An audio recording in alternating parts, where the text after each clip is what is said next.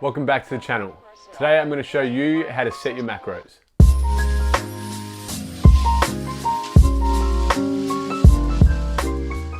In my last video, I laid out a few tips to help you get started with tracking your calories. Today's video is going to help you work out a macronutrient distribution for your maintenance calories to get you started in optimizing the muscle building process. Once you've determined your maintenance calories by tracking for a couple of weeks and tracking your body weight for a couple of weeks, what we can start to do is see where we're lacking on the protein end, if we're too high on the fat end, or where we're at with our carbohydrate intake. We've got general guides that can help you start to, determine what's optimal for you with your protein intake, with your carb intake, and your fat intake. I'm going to lay out how to define what numbers you should start with your macronutrient targets. General guidelines for protein can have you starting around 1.4 grams per kilo up to about 3.3 grams per kilo. Some studies have shown that you can go up to 4.4 grams per kilo without any adverse effects, but on the comfort end, I don't think that's going to be ideal. So generally around 1.4 to 3.3 grams per kilo. How we determine where we lie on that spectrum, we'll start off where you've been eating currently. So if you've only been eating about 1 gram per kilo, does it make sense to go all the way up to the higher end of the spectrum? Probably not. I would start closer to 2 grams per kilo and then see if my client can adhere to that guide to start. And then we'll work out whether or not it makes sense to go higher or lower from there. Then we look at fat intake.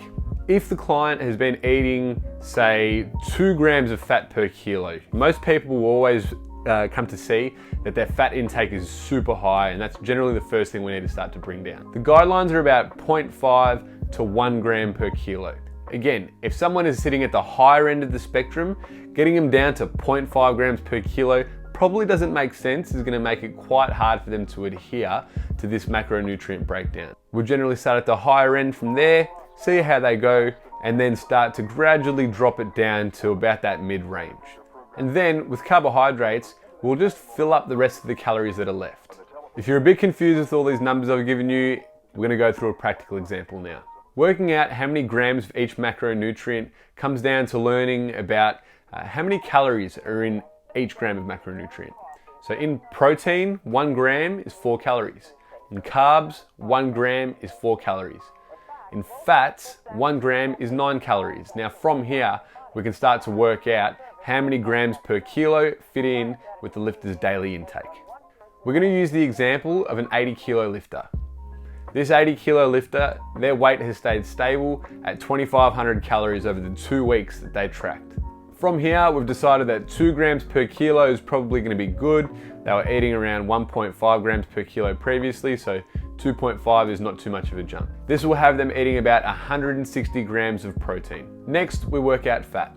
This lifter was eating about 100 grams of fat per day, which isn't too high relatively speaking, and it's not going to be too much of a mission to bring them down to 80 grams, so 1 gram per kilo.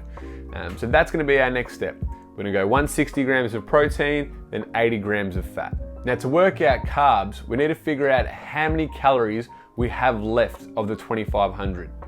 The way that we do this is by multiplying the amount of protein and fat by the amount of calories in each. So that would look like 160 times 4, which equals 640 calories, and then 80 grams of fat times by 9, which equals 720 calories. This leaves us with 1,140 calories to play with. And if we remember what I said, carbs were equals for 1 gram, it's 4 calories. So we would divide the remainder by 4, and that leaves us with 245 grams of carbs.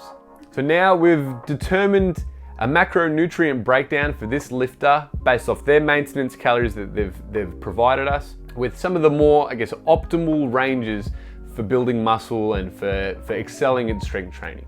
If you need any help or assistance in working out your macronutrient breakdown, please don't hesitate to get in touch with us at Melbourne Strength Culture by shooting me a message or even just dropping a comment down below.